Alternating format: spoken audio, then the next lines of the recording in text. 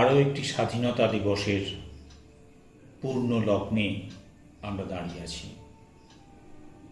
অনেক রক্তক্ষয়ী সংগ্রামের ইতিহাস আমাদের এই স্বাধীনতা আন্দোলনের পিছনে।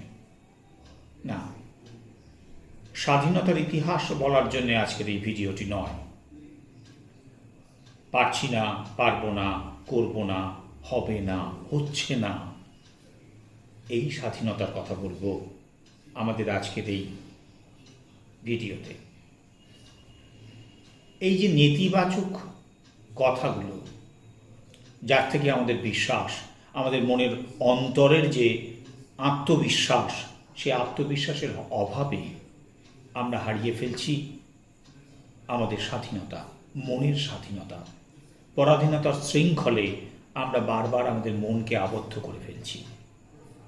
এই নিয়ে আজকে আলোচনা করব। নমস্কার, আমি সন্দীপ বর্ধন, মানসিক স্বাস্থ্যকর্মী। আপনাদের সকলকে স্বাগত জানাচ্ছি আমাদের এই চ্যানেল @মানসী 2024।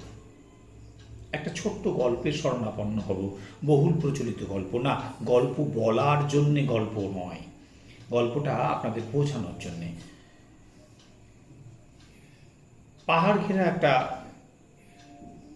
জঙ্গলের মধ্যে, পাহাড়ের বেশ উঁচু চটিতে এক ঈগলের বস।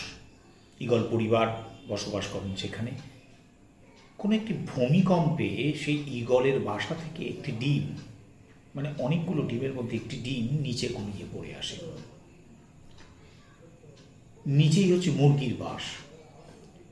মুরগি সেই ডিমটাকে দেখতে পায় এবং তার নিজের ডিম মনে করে সে তার জায়গায়, ডিমের জায়গায় সেই ঈগলের ডিমটাকে নিয়ে এসে লালন পালন করতে থাকে এবং যথারীতি নির্দিষ্ট সময়ে সেই ডিম ফুটে অন্যান্য মুরগিদের সঙ্গে সেই ঈগল ছানাও বেরিয়ে আসে। ঈগল ছানা মুরগিদের সঙ্গে বাড়তে শুরু করে, বড় হতে শুরু করে। সে আকাশের দিকে তাকায় এবং অন্যান্য পাখিদের যেরকম উঠতে দেখে সেও ভাবে, আচ্ছা আমাদের তো ডানা আছে, আমরাও তো উঠতে পারি। সে মুরগিকে এসে যখন সে কথা বলে, মুরগি বলে, না না বাছা, আমরা তো মুরগি, আমরা উঠতে পারি না। এইভাবেই ঈগল ছানা মুরগিদের মধ্যে বড় হতে হতে তার জীবন অতিবাহিত করে। না, গল্পটায় যদি আমি এখানে একটা টুইস্ট দিই, মানে অন্যান্য ঈগল ছানারা যারা তারার মতন করে সেই পাহাড়ের উঁচু চটিতে বড় হচ্ছিল, তারা দেখতে পায় যে মুরগির ছানার মধ্যে একটি ঈগল, মানে তাদেরই দলের একজন বড় হচ্ছে। তারা তাদের কাছে গিয়ে বলে, তুই উপরে আয়, আমাদের সঙ্গে ওর আকাশে, তুই তো ঈগল। তখন সে বলে, না না, আমি তো মুরগি, আমাকে মুরগি এবং মুরগির ছানা প্রত্যেকেই আমাকে বলেছে আমাদের ডানা আছে কিন্তু আমরা উঠতে পারি না, আমরা তো মুরগি। তখন সেই বাকি ঈগলের বাচ্চারা তারা স্থির করে যে তাকে নিয়ে ওই উঁচু চটিতে নিয়ে যাবে এবং যথারীতি তাকে ওই পায়ের মধ্যে করে ধরে উপরে চটিতে নিয়ে যায়। নিয়ে গিয়ে বলে, দেখ অনেকটা উপরে উঠে এসেছি, এইবারে তুই ওড়ার চেষ্টা কর, দেখ তুই পারবি, তুই তো ঈগল।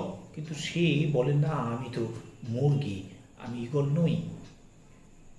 তখন তারা আবার তাকে ওই পায়ে করে ধরে আরও উঁচুতে উঠতে শুরু করে এবং অনেকটা উঁচুতে উড়ে তাকে পা থেকে ছেড়ে দেয়। যথারীতি সে পড়তে থাকে নিচের দিকে এবং স্বতঃস্ফূর্তভাবে পড়তে পড়তে সে তার ডানা আস্তে আস্তে মেলে ধরে এবং প্রকৃতির বুকে সে নতুন করে ওড়ার আনন্দ খুঁজে পায়। হ্যাঁ, ঠিক তাই, মানুষেরও দরকার এই নেতিবাচক পারবো না, করছি না, হচ্ছে না, হবে না, এর থেকে সেই ডানা মেলে ওড়ার।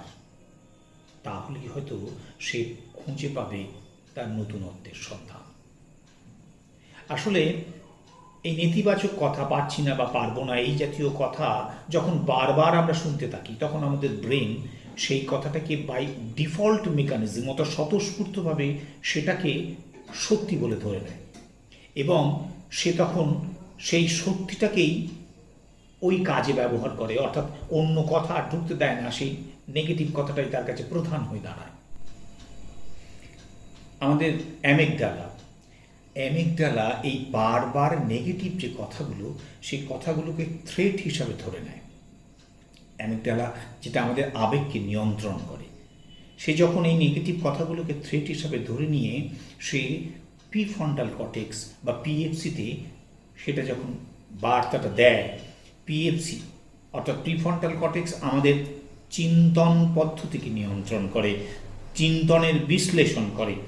সেই পিএফসি এই থ্রেটটাকে ধরে নিয়ে সে আর সবসময় তাকে প্রোটেকশনের চেষ্টা করে যে এটাই সত্য।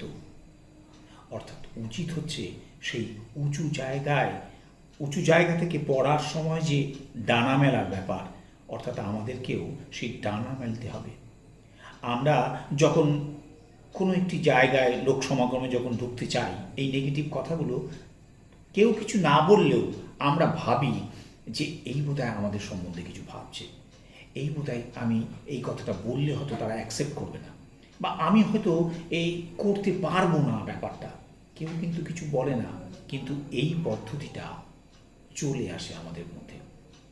প্রয়োজন হচ্ছে সমাজে মেশা, অ্যাকসেপ্ট করা, গ্রহণ করা, কথাটা সঠিক বেঠিক সমস্ত কথাই গ্রহণ করা এবং বেঠিক কথাকে শিক্ষার একটা অঙ্গ হিসাবে ধরে নেওয়া, যে আমি শিখছি ভয় না পেয়ে।